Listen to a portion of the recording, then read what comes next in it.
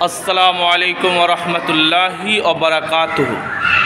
শ্রদ্ধেয় আব্বা জানেরা, ভাইয়েরা, মায়েরা, বোনেরা, একটা গুরুত্বপূর্ণ কথা বলবো। আজকে আপনার আমার বাড়িতে শ্বশুর শাশুড়ি আছে এবং বাপ মাও আছে।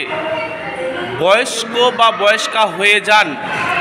বয়স্ক বা বয়স্কা হওয়ার পরে প্রস্রাব পায়খানা বিছানায় করে দেয়। আমাদের মতো ভদ্রলোকের স্ত্রীরা বা আমাদের মতো ভদ্রলোক ছেলেরা মায়েদের বা শ্বশুর বা শাশুড়িদের প্রস্রাব পায়খানা পরিষ্কার করে দিই না। শুনে নিন, আজকের দিনে আপনি যদি এরকম ব্যবহার করেন সেই সমস্ত শ্বশুর শাশুড়ি এবং মা বাপের সঙ্গে, আপনার সঙ্গে আপনার ছেলে মেয়ে, আপনার বৌমা তার থেকে বেশি খারাপ করবে, যেহেতু আপনি ওরকম পাপের একটা পাপ করেছেন।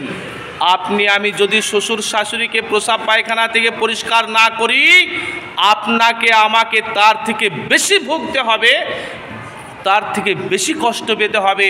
আপনাকে আমাকে, আপনার আমার ছেলের বৌমা, ছেলে বা ছেলেরা কেউ দেখবে না, প্রস্রাব পায়খানা পরিষ্কার করে দেবে না, অপরিষ্কার জায়গাতে থাকতে হবে। বয়স হবে, বৃদ্ধ বৃদ্ধা হতে হবেই, আপনাকে আমাকে বৃদ্ধ বৃদ্ধা হতে হবে, বয়স হবে, বৃদ্ধ বয়স্ক হতে হবে।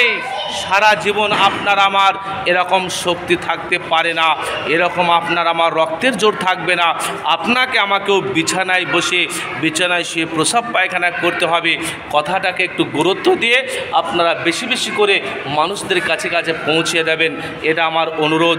মায়েরা, বোনেরা, আব্বা জানেরা, বাপ মা, শ্বশুর শাশুড়ি যখন বিছানায় পড়ে থাকে তাদের প্রস্রাব পায়খানা অবশ্যই পরিষ্কার করবেন।